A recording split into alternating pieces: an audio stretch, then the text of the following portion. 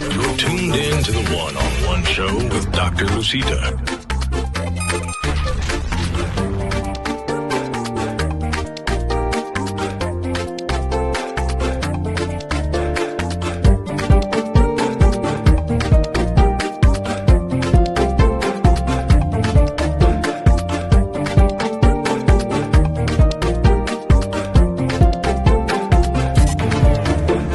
Welcome to the one-on-one show.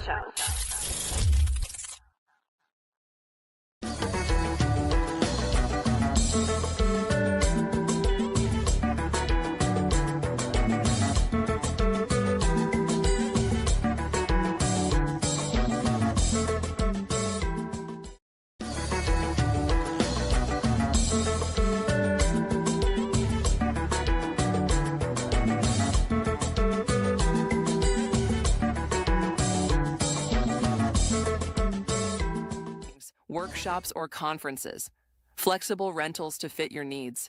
Choose from our diverse studios, Studio A, Studio B, Studio C, and Studio D, each designed to inspire and adapt to your creative workflow. Conveniently located at 2198 Austell Road Southwest, Suite 216 in Marietta, Georgia. Ready to create? Book your space today at ispace2.com or call 866-936-5365. iSpace 2, LLC, where your ideas come to life. Create, collaborate, inspire.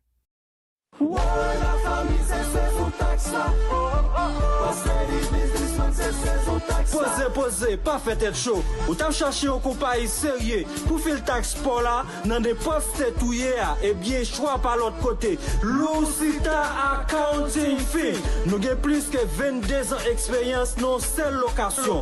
Porte nous l'ouvrir depuis le fait 9 heures pour arriver 7 heures. Consultation nous gratis. Nous avons pile l'autre service nous bas encore. Nous faisons taxe individuelle. Taxe pour moun qui gen business. Nous faisons audit pour assurance taxe. Taxe consultation. Nos affaires taxe. Docteur Lucita se mettre causé. Relais pour service taxe pour la Kounia. Et pour nous éduquer dans taxe.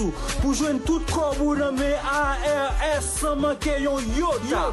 Téléphone nan c'est 770 319 91 81. Adresse nous c'est Atlanta, Georgia.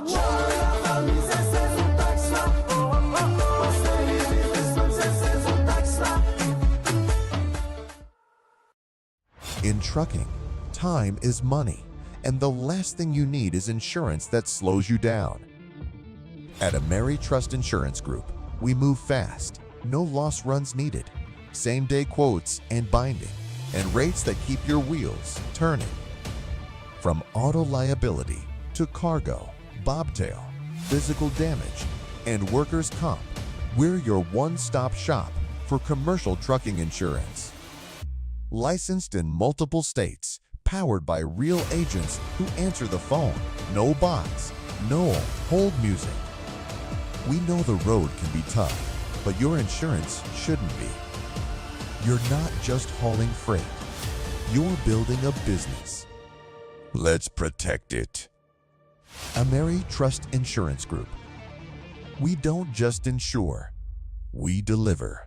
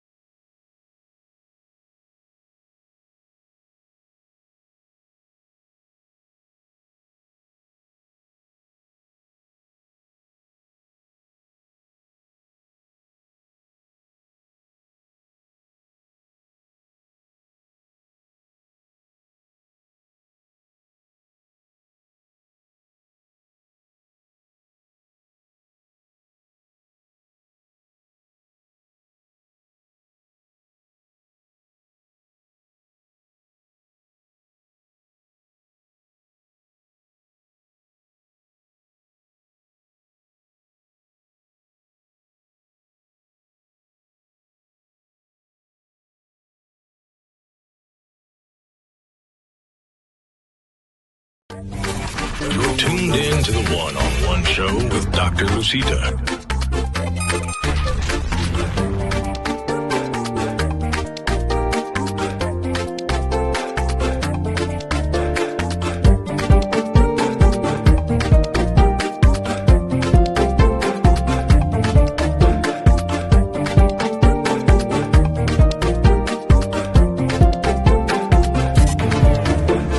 Welcome to the one-on-one show.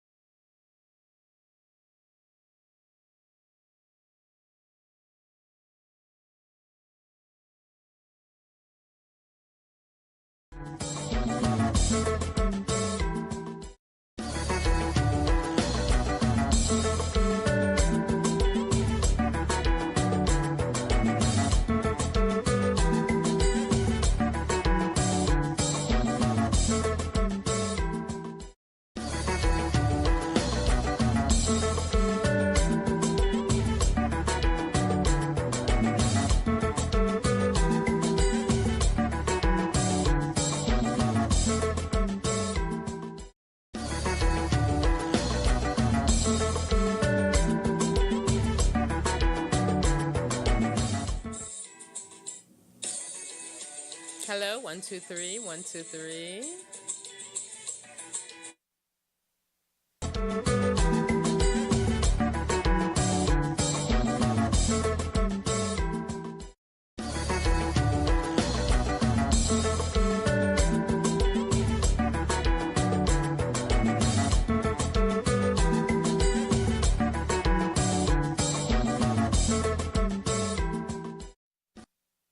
All right, everyone. Can you guys hear me? Because you know we're on the internet. There's always a problem. There's always something. Now, if you guys can hear me, please. Yes, they can hear me. Awesome. Yes. We are back. We have Mike. So now unfortunately, we're gonna have our guest introduce herself because the story was so amazing. She was sharing how she's a twin. Yeah. I never even thought of that. So go ahead, tell us. So they were thinking of calling you Jessica. Yeah. So Jessie. just to backtrack, my mother in childbearing, my mother was having a difficult time. So she was having us early. So we were preemies, and my twin sister was delivered first, 4 minutes, and she lets me know that she is 4 minutes older by 4 minutes. And my mom was still having a difficult time with me and delivering me. So when that was done and I came into the world, the nurse came back and said, okay, now we have baby A, baby B, what will you name them? So my mom thought Joanne and Joanna, and the nurse said, well, no, they are the same name, so you can't do that. The nurse came back and asked my mom, okay, do you have different names? And my mom said Jessie and Jessica. That's the same name. And the nurse said, you can't do that. Same name. But does the nurse have the right to do that, though? Well, I guess my mom was just she was under so much duress with the whole ordeal. She almost lost her life. As she explains, I almost lost my life too, as she tried her best to deliver us. But praise God, we are here. Thank you, Jesus. So then, from what I heard, the story is that the nurse said, great, one will be Jessie, the other one will be Joanne, baby A will be Jessie, baby B will be Joanne. So the nurse named you. Yeah, so basically, yeah. Because I'm sure she wanted Jessie and Jessica. Jessie, Jessica, or Joanna. But I'm happy with Joanne. Joanne is a beautiful name. I'm happy with that name. It's a biblical name derived from Joanna, from the Latin Joanna. And I want to say there's a character in Luke. Her name is Joanna. So she was part of the Jesus followers. Okay. And if I remember correctly, it means God is gracious. Yahweh is gracious. So definitely that suits me. Yes. Knowing the fact that my mom and myself almost lost our lives during the ordeal. And I think it means God is favorable. So God favors me. So I'm happy about that. It's I love that because to bring life into this world, it's so much that can happen. Yes, and so much can go wrong. Yeah. Yeah, so much. And then today you're here to share the story. When you're sitting with your parents, being twins, what do you guys talk about? I would love to know that conversation. So growing up, my twin sister and I, we were inseparable. We did everything together. She did marry young, right out of high school, about 19. She married young, so she was already out of the house, and I was left at that time just like, where's my best friend? I had a best friend for life, but we always stayed connected. We always stayed together. Now she's living in Florida, but we find time we communicate every day. We find time to meet up and hang out, excuse me. So sitting at home, I have other siblings, so we are the youngest wow. of five. So And she had 3 kids, and she was brave enough to try one more time. one more time And with God two. has a sense of humor. Yes, And he was with like, two. I'm giving you 2. Yes. So tell me about your younger Joanne. Younger Joanne. From as far as you can remember. Yes. Did you grow up in Haiti? Were you born here? So we are first generation Americans, Haitian-Americans. Hey. Yes, hey. So that's interesting. I hope my mom, she shares the story, so Okay. hopefully she won't be upset, but she does share the story. Mommy, don't be upset. Yes. That's one-on-one. I'm really proud of it, actually. So I do want to tell the story because I want to feel as if, there's purpose. Of course, there's purpose to every life. Yes, yes. But, the fact that baby B was named Joanne and, God is gracious and all that, at the time, and my parents didn't have us because of what I'm about to share. But during the time, it was right before Carter's presidency, Okay. and they were in America from Haiti. And at that time, if you had American-born babies, you know where this is going. Then the whole family would have the opportunity. This is what I Yes. remember, to become U.S. citizens. So mommy and papi loves us so much. Yes. So I don't take anything away from that. But It was a good perk. but yeah, but I love the fact that I was able to give to them come into something. the world and provide that And give for them something major. Yes, that yes. people are spending thousands Well, and thousands yes, for, yes, right? yes. But the fact that it was just everything in life happens. has a purpose, Yes, and happens. I love the fact that I was able to do that, To provide that to for provide them. that for my family. Yes. So I'm proud of it. I was very loved. My twin sister and we are very loved. So that's just icing on the cake for me. So you grew up in Atlanta? Where did Oh, you grow up? actually, Tell so me. we were So born in what- New York City. What hospital? King's Hospital? Yes, yes, Brooklyn. yes, Brooklyn, Brooklyn. Yes, as we know, Flatbush. Flatbush, Yay, Top Brooklyn. Top. Yes. Yes. So King's Hospital. So, And we grew up in Brooklyn. Then we moved to Queens. okay. What age? So I remember- Let's talk about Brooklyn. How Yeah. old were you when So, you lived in Brooklyn? birth to about age 10. Okay. Age 10, I think that was 5th grade when my mom said we're moving to Queens. And So just how was kindergarten in Brooklyn? if I remember, kindergarten was interesting because we are American born, like lots of families here were American born, but nous parlons Creole. yeah. Although Creole moins loud, but we say it anyway. Hey, you're doing that. Okay.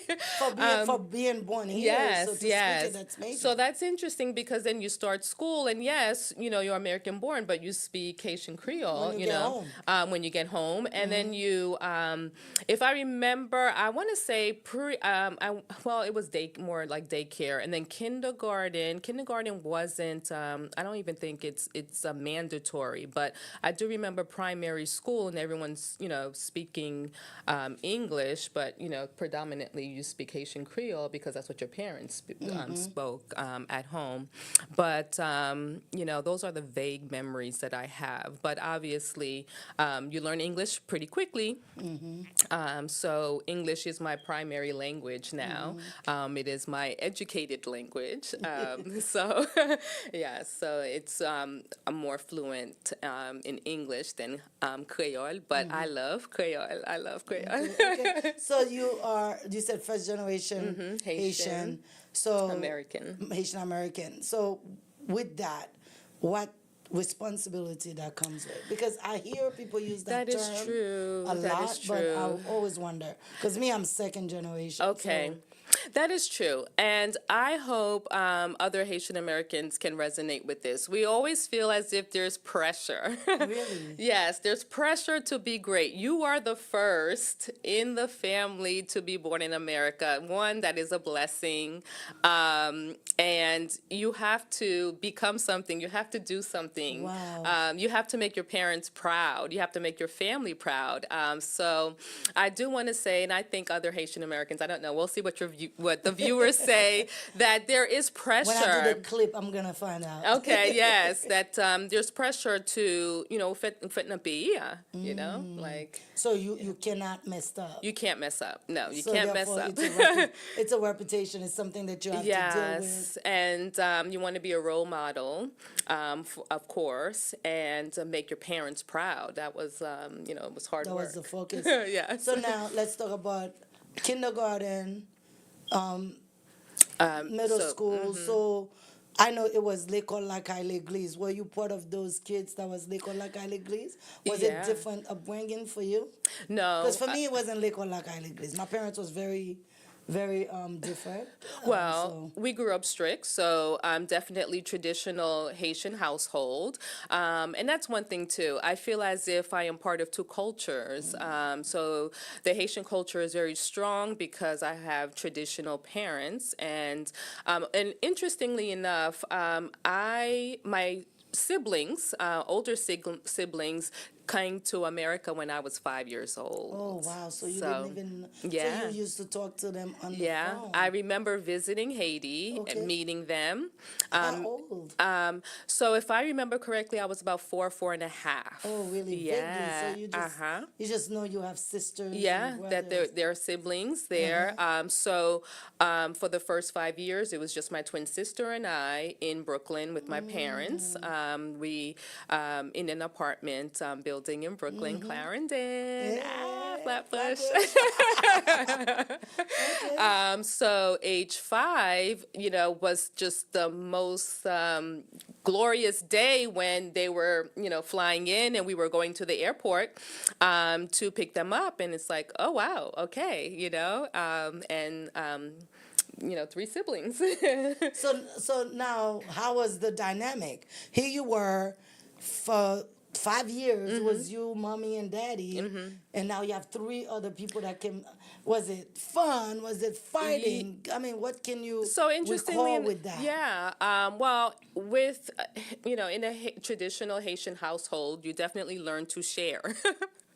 So as soon as you have visitors or company, and here we met our siblings before they they arrived and came into the U.S. So with them coming in, you embrace them, and it was just family. It wasn't anything that we had to learn them or anything like that. Famille c'est famille. So when So the bond was already so your already parents formed. already merged. Yeah. So there are siblings. They came in. We shared our bedroom, share everything, and that's it.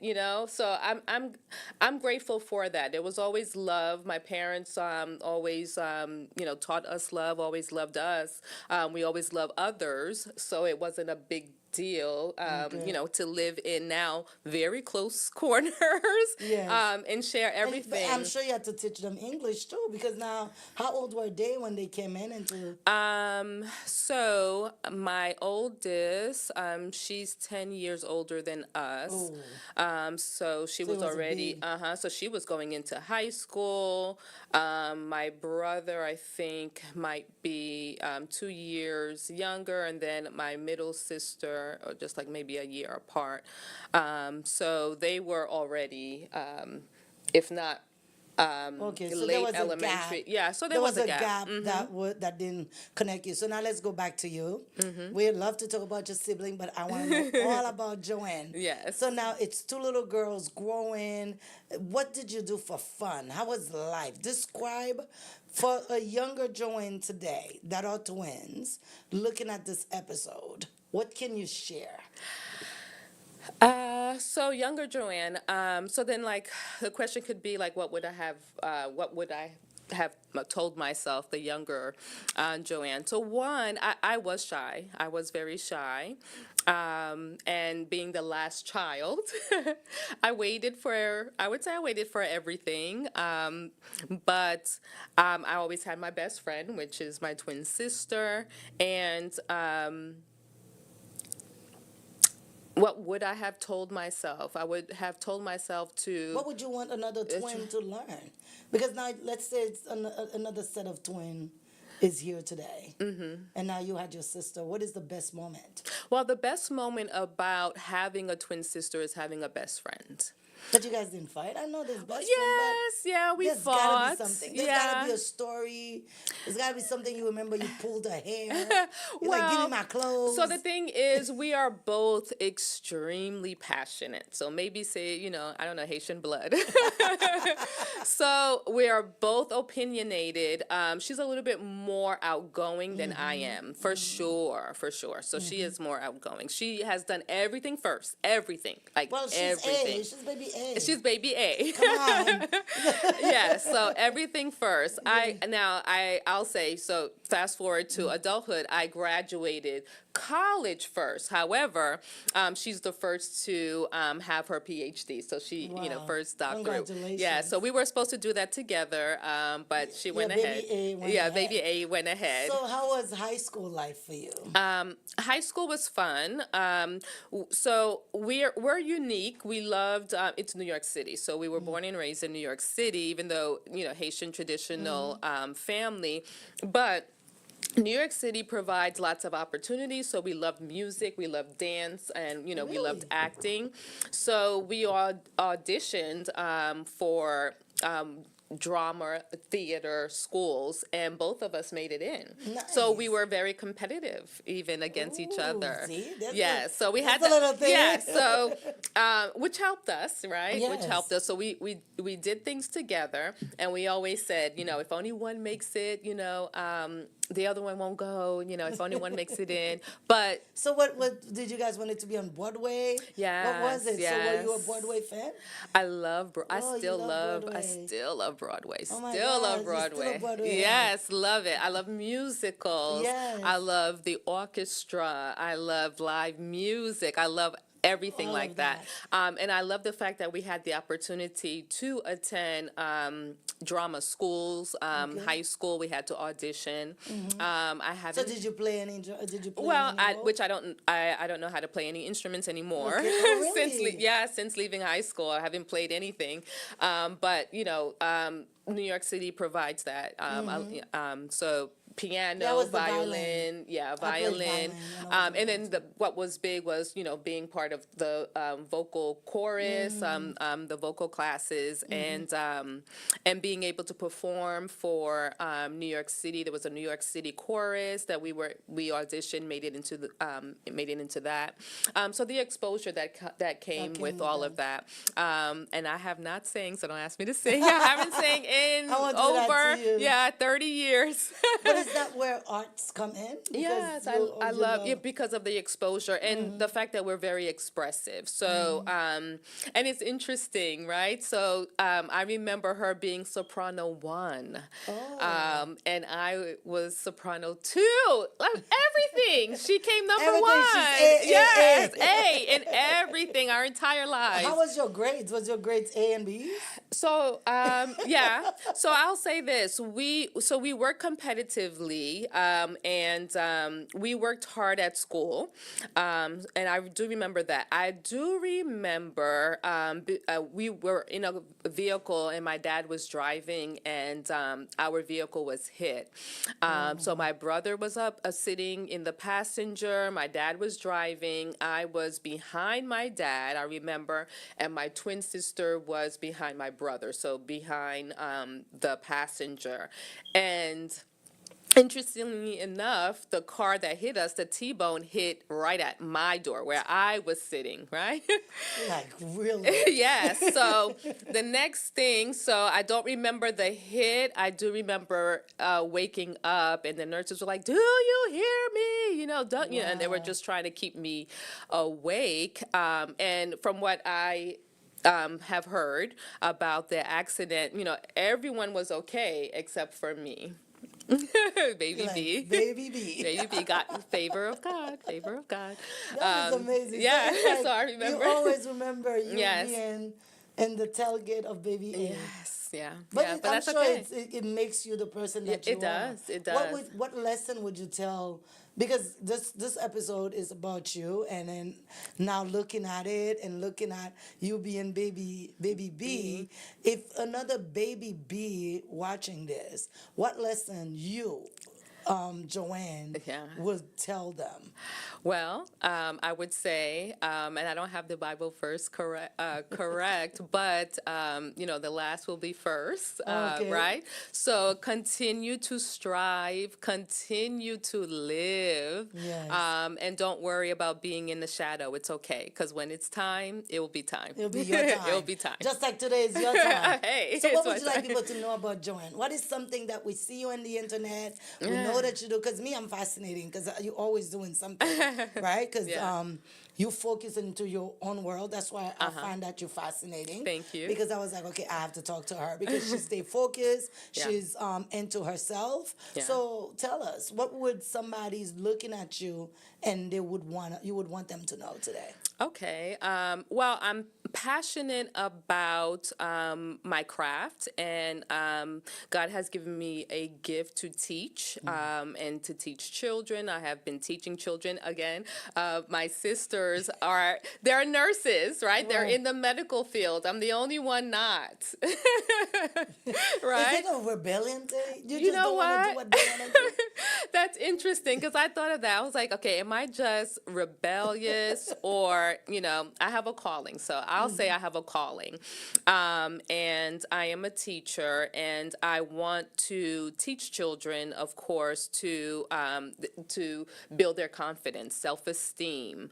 Like I said, I was in the shadow a little bit, and I'm still in the shadow, but it's okay. I've learned to embrace that. That's fine, because again, when it's your time, it's your time. It's your time. We're going to be and- number one. yeah. Just like Haiti. Haiti's getting ready Yes, to be number one. C'est ça, c'est vrai. Non, ça c'est vrai. Ça So, c'est vérité. don't worry. If you're behind, don't worry. You're coming.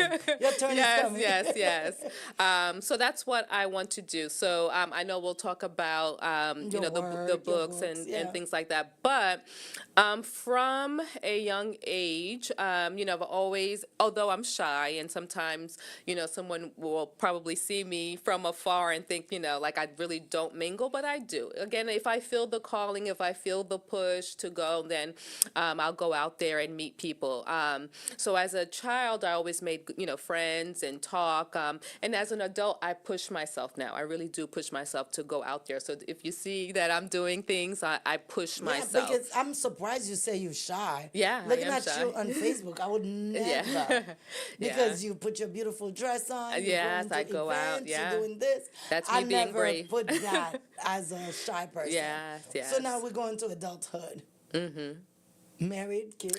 So I was legally married for all of 21 years. There was some separation time. So I got married at the age of 27. Oh, nice. That's a great age. Yeah, it's a Yeah. good age. And I was Because happy. that means you're adult enough. You can Yeah, make I was decisions adult on your enough. own. Yeah, young and still And adult beautiful enough. and sexy. Wow. I have two beautiful children from that marriage. However, I am divorced. The divorce, it actually finalized this last day of February this year. Oh, wow. So I don't know if should I say sorry to hear that or no, again, so because it all depends. It Some all- women we do a party. Some of us we're like, we're still sad. still mourning. Yeah, okay? it's sad. 21 years is a long time. It's a long time. It's a Yes. long time. So we don't have to talk about it. So has the kids. The kids are wonderful, praise God. Again, they don't like the fact that, of the separation. And it wasn't, it was other parties' choices and choice to walk away and live secret life. Oh, wow. So, Yeah. but I am grateful that I did not have to explain to the kids. They Because were they're adults, right? yeah, I have one adult now, but when it was all happening, they're smart and they're old enough to understand. So I appreciate that.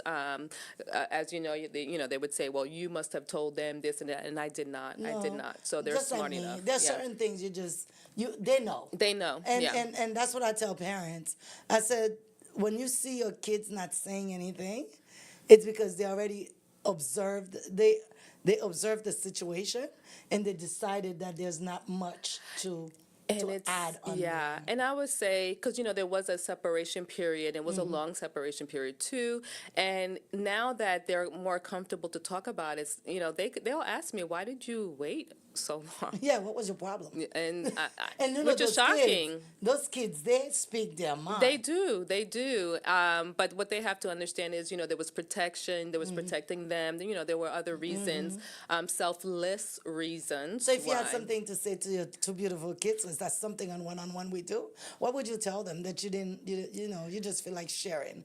Because if they're watching this later on in life, they could go back to this and learn something from there. I appreciate their honesty. I appreciate the fact that they watched myself, again, grace of God, being strong. So they went out and they also were strong, and they understood what was more precious that I wanted them to learn throughout this horrible. It's still a horrible ordeal because I do believe in marriage.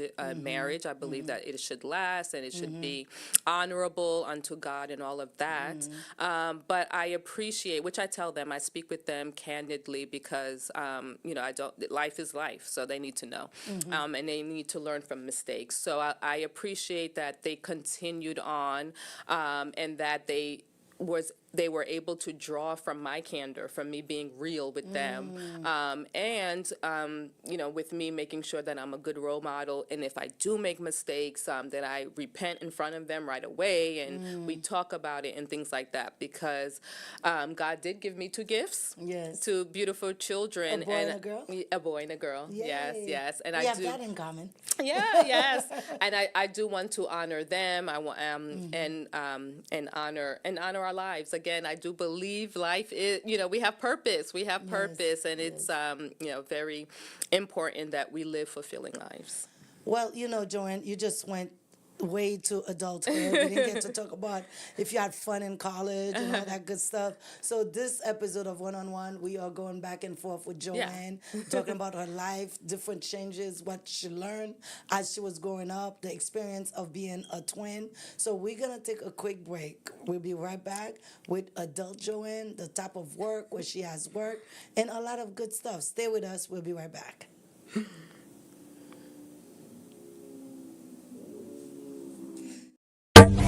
You're tuned in to the One-on-One Show with Dr. Lucita.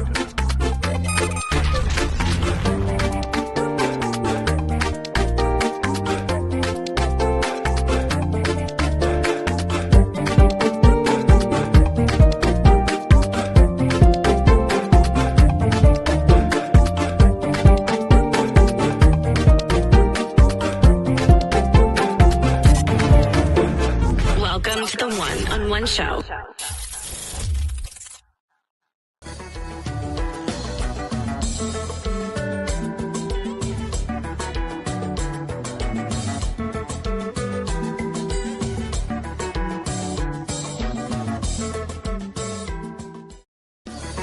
Welcome to iSpace 2 LLC, the ultimate creative sanctuary designed for the innovative mind.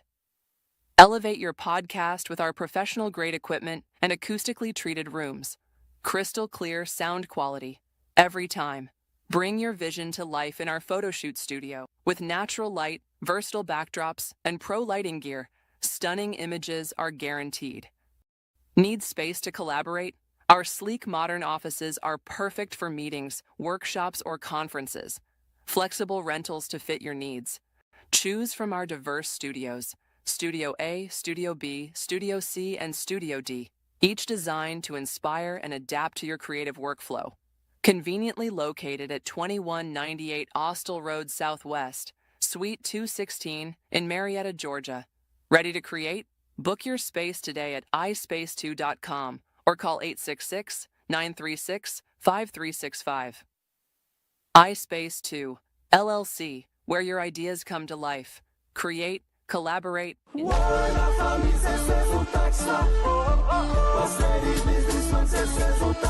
Pose, pas fait tête chaud. Ou t'as cherché un compagnie sérieux pour faire le taxe pour là, dans des postes tout hier, et bien choix par l'autre côté. Lucita Accounting Firm. Nous avons plus que 22 ans d'expérience dans seule location.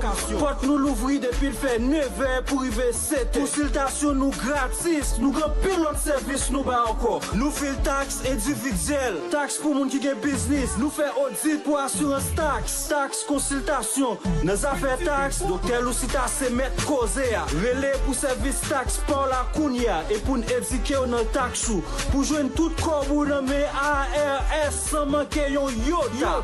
Téléphone c'est 770 319 91 81. Adresse nous c'est Atlanta, Georgia.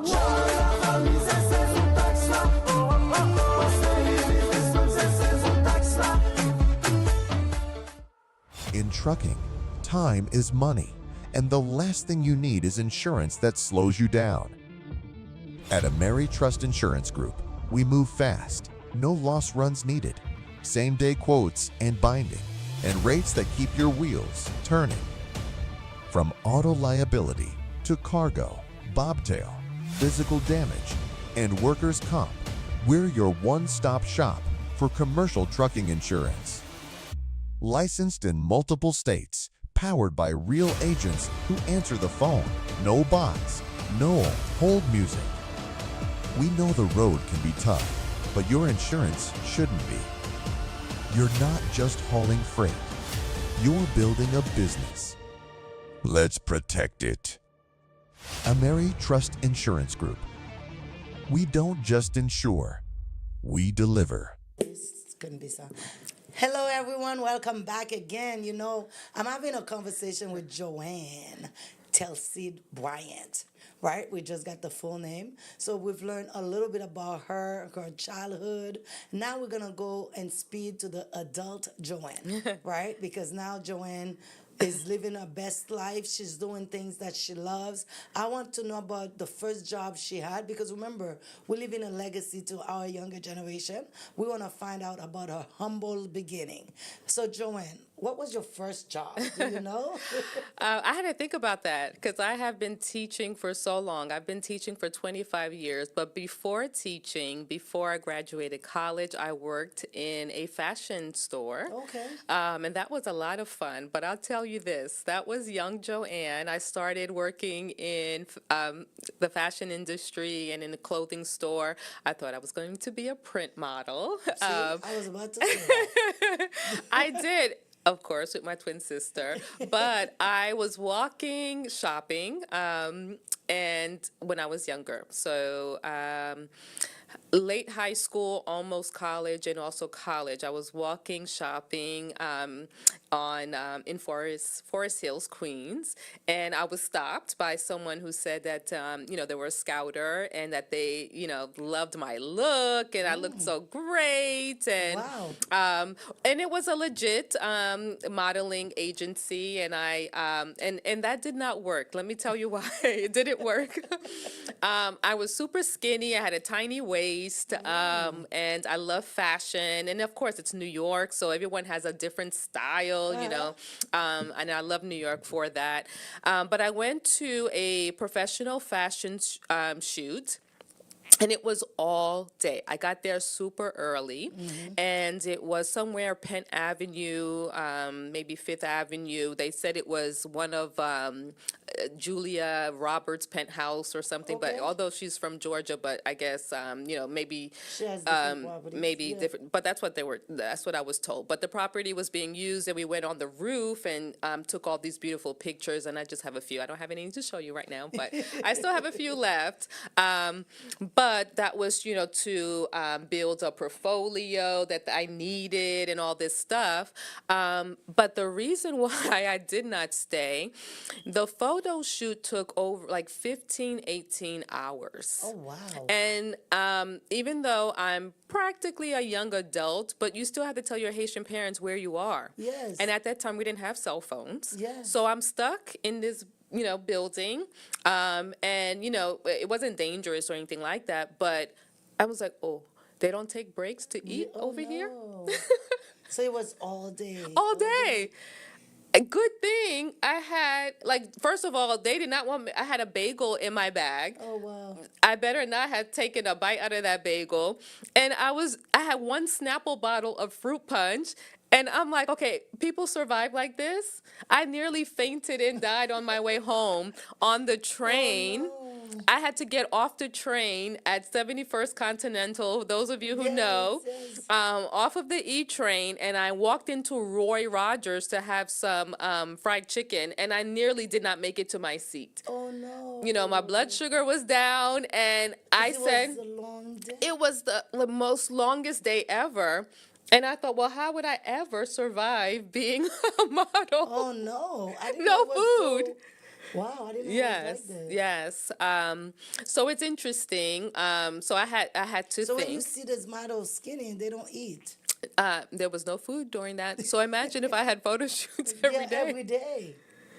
So, They yeah. didn't eat. So there was no food involved. So from that point on, you're like, never mind. I'm not gonna be a model. Well, I So nearly I'm done. died. I nearly, seriously, So I did you nearly have to died. go to the hospital? Well, no, I sat in Roy Rogers and tried to chew my chicken. I couldn't even eat the fried skin, so I had to peel that. And I sat there for even a longer time from my blood, and which I didn't understand what was happening to me. But as an adult now, I realize, my blood sugar had to level out. And I just thought, first of all, how I'm going to convince my Haitian parents that this is going to be my life. Second of all, I nearly died. Taking pictures, which I love taking pictures, but, Smile here, turn there. and, literally, they let me go because the muscles in my face were no longer working. I was so hungry. I Wow. couldn't even smile and give them a bright eyes. Like I couldn't even do it anymore. It was enough. It was. I was done. I couldn't even hide it on my face. So they're like, all right, I guess it's a wrap. It's a wrap for her. It's a wrap. Send her home. I think it's a wrap. This one can handle. Yes.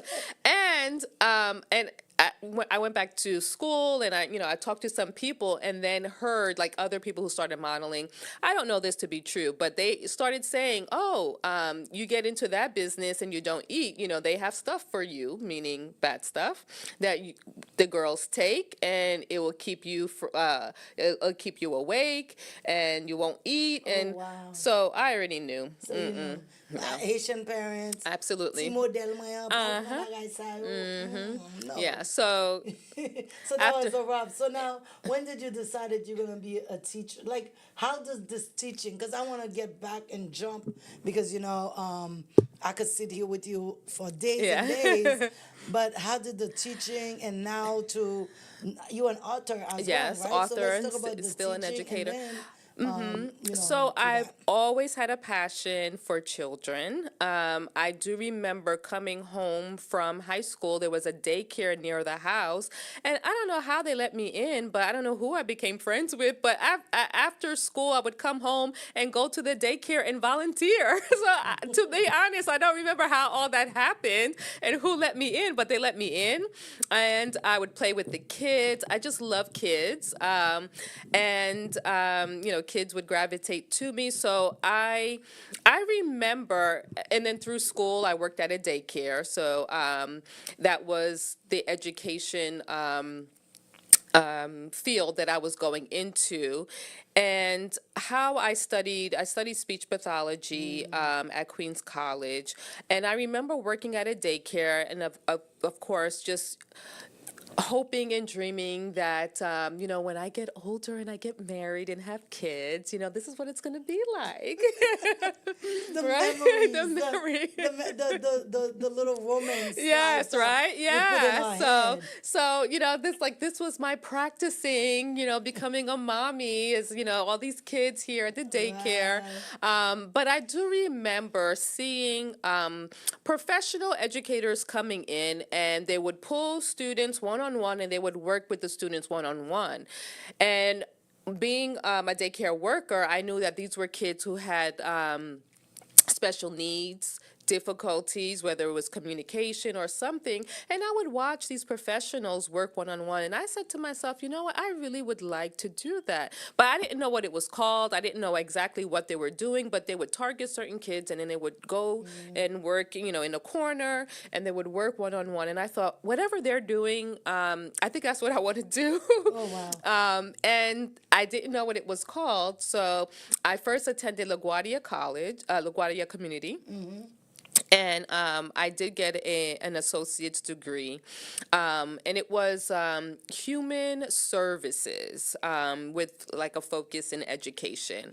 But then I transferred to Queens College, and I didn't want to go into education, but somehow I was led. Again, remember, I was working at the daycare before, and I don't know why I choose speech pathology, which is communication disorders. I didn't know what that meant. I didn't even look at it. I had to choose a major quick. It was like, choose something. Yeah, you need to finish school. I need to finish school, right?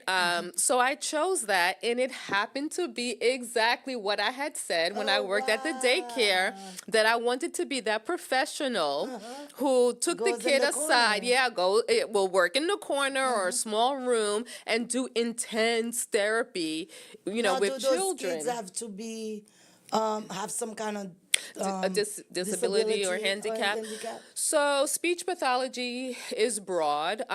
What I worked, the students I worked with for the 25 years that I've been doing this are students with special needs. And some are general education with speech deficit. It's still, when you go through the system, you still get an IEP, what's called an individual education plan. But some students are in regular education, even gifted students, but there's some type of speech impediment. Now that's interesting because remember, I told you I was very shy. I used to have a problem with stuttering, which contributed to me being shy. You So used to stutter? can you We believe spent that? an hour here. Yeah. I have not heard it once. I used to stutter bad, and that was one of the reasons why I liked singing in a choir, not solo, because I got to just shout it out in a choir, and nobody would hear me because everybody else would sing, singing. and they covered me. But that was a way to kind of like let out frustration, like I want to talk. Yes. Now I made friends. I did say that, I made friends and things like that. But they always thought, you're so funny, you're joking, like as if I was a clown, like I was joking. Now I do like to be funny, and I think I am funny and stuff like that. But they didn't realize that I really struggled with stuttering, and I was covering the fact that I had a stuttering problem. That is amazing. So did you train yourself? Yeah. To stop it through some training? Yeah. Singing is good techniques because your breath control and things like that. But I went into communication disorders. I studied that at Queens College. And I said, well, I'm going to cure myself then, right? I'm going to find out what this is. I'm going to cure myself, and, I'm going to, be a big star. I'm going to sing and do that. I'm going to be a big star. But then I get to like the final semester like the last year, and we take a class called fluency disorder, and that's what stuttering is. And one thing I remember the professor saying, and this is undergrad, that there's no cure for stuttering. And I thought, like all this time, I'm looking for a solution. And I can't help, like, there's no cure. Like, what do I do now? Do I change my major? What do I do? That was the last class. So I'm at the end. Do I switch my major? What do you mean there's no cure? I'm stuck with this forever. Well, again, I had to finish. I had Haitian parents, so you better, you better Gotta graduate. get your degree. Yes, I got to get that. Exactly. Fini college. So I finish, and I graduate, and so now I need to look for a job, and it took about half a year. I was still working at a community center at that time, not the daycare center, but a community center helping set up home daycares for immigrants too, who that was their small business. Some women who stayed at home. Okay. It was a small business, and a community center will help. It was called the Child Care Network, and I was one of the workers that would go in and help set it up. So, according to New York State guidelines, you needed to have this and that, and you have your emergency exit, you have this, and then we would also conduct classes to help, with child care information and things like that. So I continued that, and then I was able to find a professional job after passing the teaching exam. So even as having a speech communication disorder degree, to become a speech pathologist, you still had to take the teaching exams to be able to work for the public school. And I worked for a company that operated like a public school in New York City, which they taught me so much. And I also learned patience. I realized I didn't have any patience much because, I was young, early 20s, beautiful, skinny. I thought that, hey, I'll just, teach, and then somehow, things are gonna be okay. Things will work out, get married and have kids. That was like all I was thinking about. But I was working, the agency trained, it wasn't only just, speech, but students with autism, and I just thought, oh my goodness, this is a lot. Like I cared for kids, but it was more than caring. You had to really pour yourself into helping kids do what we would consider simple tasks. So now it's like, okay, I have a degree, I have this training. Someone like me is gonna, this is my life now, like for a long time. Like, where's the beauty in this? Like, I'm beautiful. I need to be outside. I need to be having fun. But I stuck with it, and I began, the passion for not just what I want, but pouring into children and seeing the need, and that's where it developed me having the passion and the love to see children succeed. Oh, wow. Because these were children who are either born with a disability or maybe through accident, now they're handicapped or disabled, and having the patience to pour into them, not seeing progress, but believing that there will be progress. And I'll admit, early on in the education field and working with students with special needs, I thought, this is not working. This is taking too long. What can I do now? Like, man, how am I, I'm a teacher, and I was going out to other daycares now. So remember, I said I wanted to be the one that was going out to daycares, and also the agency that operated like a public school would also send us trained therapists to work in their homes. So I would work in their homes, and you got to meet families, and work with the individual. So early on, I just thought, this is too hard. I have my whole life ahead of me, and this is all this hard work. What am I going to do? But I just felt the calling, even though, I was thinking selfish thoughts, like I'm missing out on fun out there. The calling was there, and I stuck with it. And, again, all these many years later, I can say pouring into, children, pouring into others, being diligent, sticking with the plan, right? The plan the educational plan that we make for the child, sticking with it and being that cheerleader for the child. And when the child realized, wow, like they, realize that they made progress, they can do it, and then all the clapping, and then the parents are crying, and then we're at meetings, and here, we went from one school year to the next school year, and we're writing goals, and this is the next goal we're going to work on, and your child isn't doing this, but, we're working toward, they're doing this, but they're not doing this, and then you get to a meeting where we're dismissing a child after, working with for a long time. That is such a wonderful feeling to be a part of that. And it's interesting. So I'll just jump.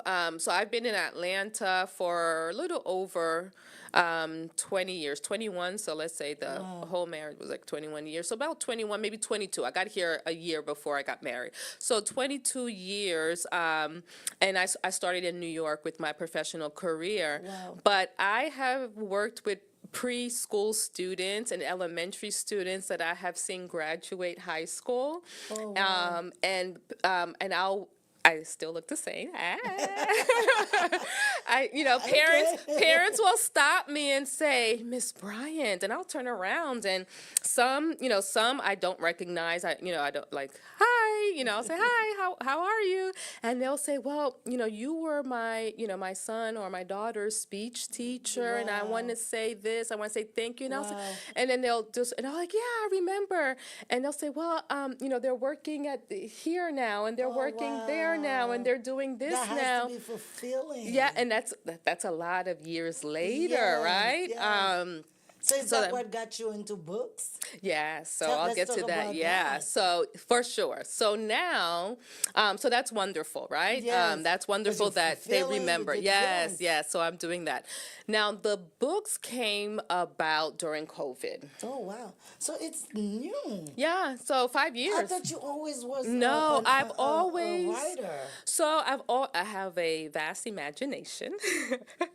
When I'm teaching, I come to life. Especially with the little guys. I've worked in elementary for a long time. This year I'm not working elementary, middle school, but now through my books I get to go out and gather up the young students and work with young students again. But I would always imagine stories before writing the book. I would never write them down. But I would come to life in my lessons, right? Wow. So if I read a book, then the lessons. So you're Jessica in your lessons. Right? So I come first. Right? So during COVID, we were stuck at home, as you all remember. So now I had to figure out how to, and I was working online. So that year, before I even knew that COVID was coming, the Lord led me to work from home. So I left the classroom and began teaching online. So it really was a pay cut, but I just felt like I had to, I was led. And was kids young at that time? Or? Yeah, I still had young students who were logged on. I would provide therapy, and then I worked for an online public school here in Georgia. And I would also connect with the homeschool group online, and I would provide tutoring in between and things like that. But as I was trying to figure out how to be animated online to get the students, because during the COVID, there was lots of things happening. Of course, adults behind the scene, they were afraid. They locked their kids on, and then they were trying to figure out life for themselves. The kids are on. Yeah, pushing buttons, and I'm like, hey, don't touch that, and then I have to call mom, hey, he logged off again, logging back on. So in order to keep the entertainment and teach, because you're still required to meet certain goals, I had to be very entertaining. So I would just, make up, imaginary stories. And so if I'm teaching a lesson, then I have a story to go with it. And the kids are like, they want to click, but they can't click because I'm animated. So they're like a cartoon network. Yes. So they're like, what is she going to do? Like, what? They want to click. Let me wait and see. Yeah. So I was exhausted, obviously. But after that, the session, I'm like, now you can click goodbye, so and so, yes. But then I thought to myself, I need to start writing these stories down, and along with that, COVID is when I actually filed for divorce too. So it kind of goes together.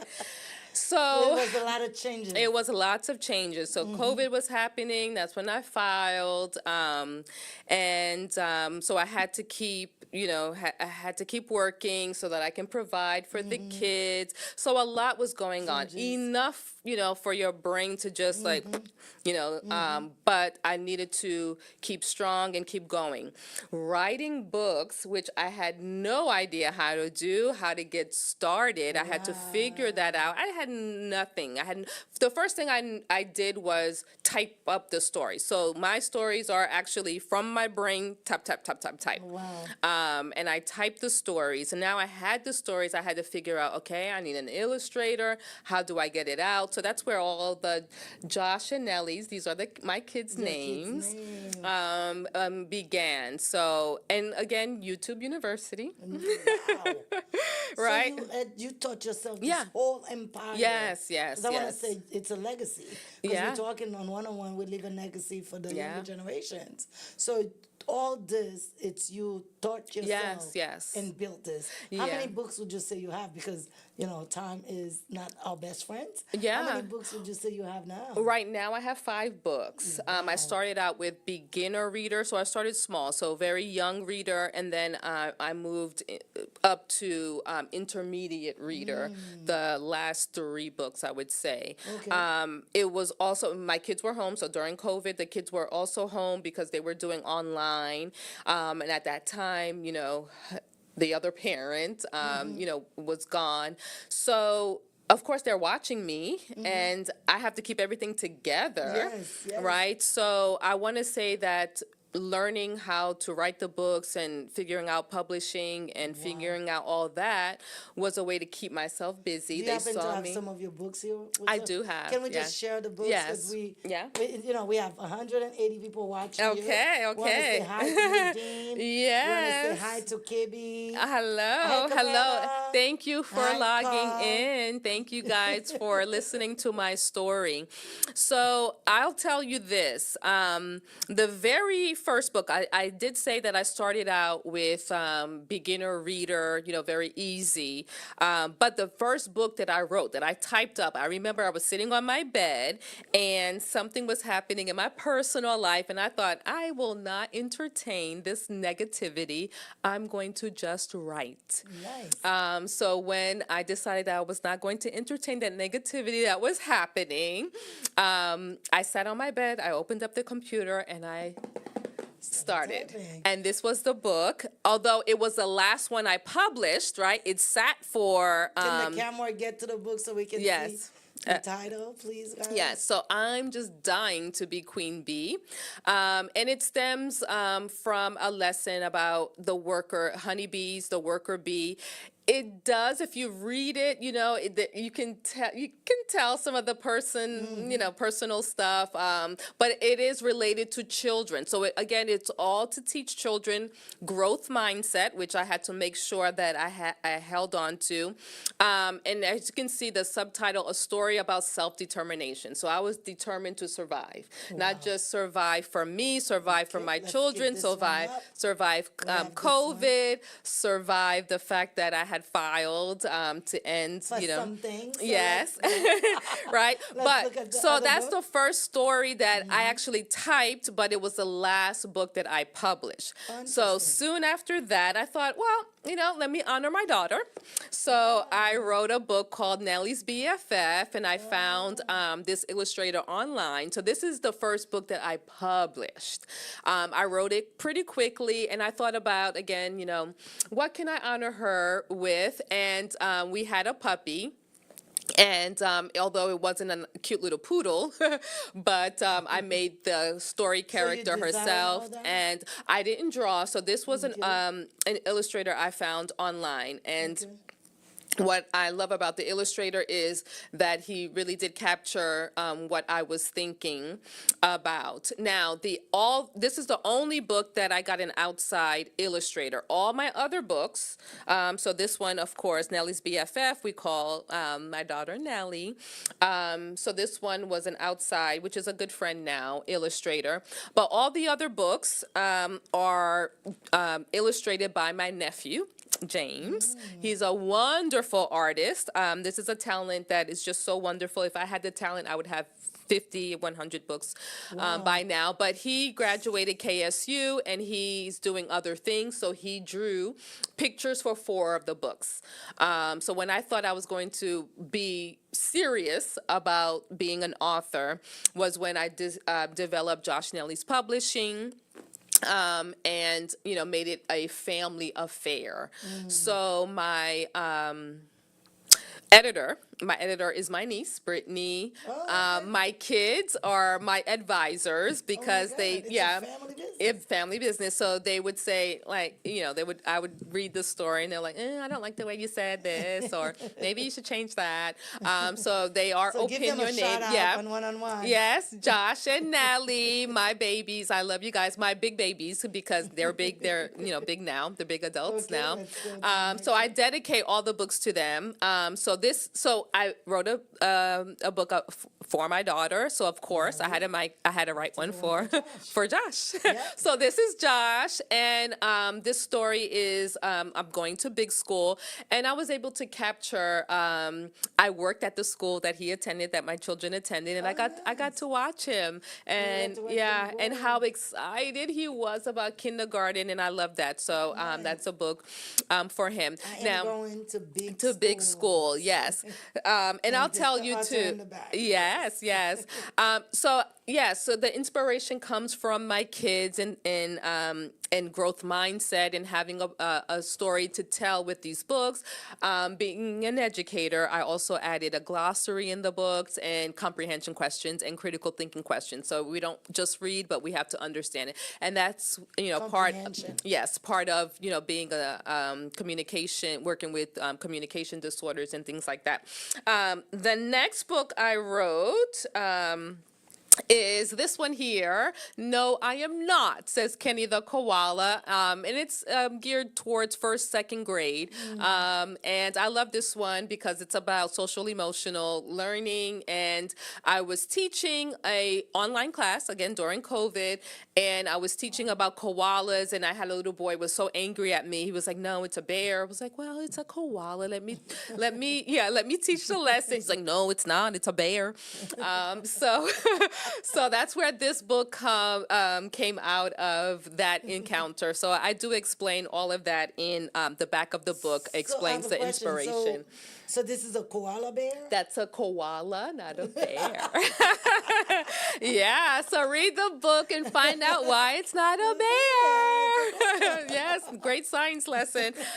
So then that one came next. And then I wanted to talk about, the holiday time and growing up in New York City. So as you remember, New York City is big on drama and, performances.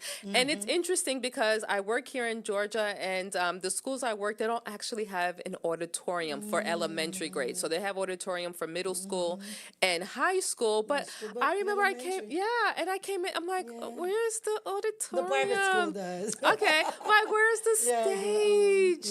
That's one thing I loved about New York City, because beginning in kindergarten, you're on that stage doing some play, some drama. So I loved growing up in New York City for that. So the best time of the year talks about the holidays and how a class puts on a show for friends and family, and how much fun it was when the holiday season would come around in New York City. So that's what this book's about. And the back always talks about where, the inspiration for the story. Of course, it has a glossary and comprehension questions.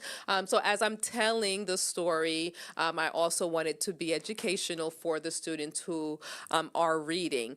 And then the last one that I published, again, just to go back to the Queen Bee, The honeybee story. This was the last one that I published, but as you remember, it was the first story I wrote. And this one really does mean a lot to me because it talks about self-determination. I was determined to come out of the difficult the life time that was happening at that time, at that moment. I'm sure you guys was enjoying this episode of One-on-One. Now we have a few questions that all our guests have to answer before we leave. Okay. And do you want to take a break or you want to just go No, at it? go right. Let's go at Yeah, it. go ahead. Well, guys, keep sharing the live. Thank you, Marcel, for joining in. Thank you. I'm not looking at One-on-One page. I know there's so many of you. Like, share, tells a friend. One-on-One is not for Lucida. One-on-One is for you, the community. Because we bring in people like Joanne that are doing phenomenal work in the community. We see her around the way, but we don't know that she was a twin. I myself did not know that. Now, Joanne, what is the definition of success to you? So let's see. General success is making a positive impact. Now that I have come into my purpose, and being able to see the the fruits of the labor that I put in, not only for students but for my own kids. And I love that too. So success is seeing the positive things that they are doing because of my influence. So that is success. Okay. Now, do you have any regrets? That's interesting. I don't want to call them regrets. I know that I've made mistakes, and I have learned from my mistakes. So my hope is, I would say a regret is that I would say this. So I said I didn't want to call it a regret, but when I go back and I think about mistakes that I've made, being really down on myself. So I'm like really my biggest critic. And when I know that, I made a mistake, I'm really down on myself. But now with, of course, my faith in Christ and keeping Christ first, I have taught myself to lean on, understanding what my purpose is. But I will say when I was younger, and yes, Haitian parents, most traditional Haitian families are Christian and you go to church and things like that. But having that personal relationship is different. So you're making mistakes, you're going through life obstacles, and, you're not knowing how to get out of it or making sense out of it or, being happy. So you walk around, trying to live, trying to get the best out of life. But I can say today that I've understood a lot. So through my mistakes, I am still learning, and I am happy with where I am today, and I see purpose, and I'm living my purpose, and I'm grateful for that. Wow. We love all of the answers. Now, we are getting ready to leave. Again, we want to say thank you to everybody. Now, this is the last question, Joanne. Now, it's the end. Okay. And you could only take one thing with you. What would it be? Continue to take the perseverance, that self-determination, that fight to live, because that is big. That is big, and that's needed to succeed. Yes. And that note, everyone, thank you for watching One-on-One, the show that airs every Saturday from 5 to 6 p.m. We love each one of you, and remember to keep fighting, keep growing, keep being positive, because there's no mistake in life. See you in the next One-on-One. Bye-bye. Bye. Thank you. You're tuned in to the One-on-One Show with Dr. Lucida.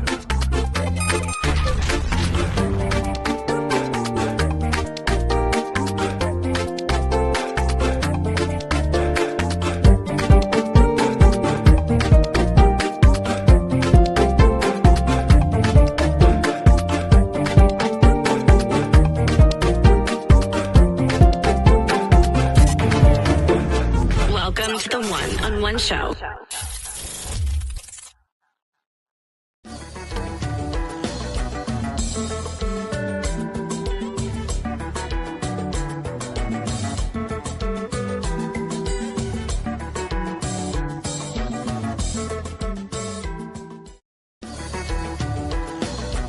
iSpace 2 LLC, the ultimate creative sanctuary designed for the innovative mind. Elevate your podcast with our professional-grade equipment and acoustically treated rooms. Crystal clear sound quality every time. Bring your vision to life in our photo shoot studio. With natural light, versatile backdrops, and pro lighting gear, stunning images are guaranteed. Need space to collaborate? Our sleek modern offices are perfect for meetings, workshops, or conferences. Flexible rentals to fit your needs.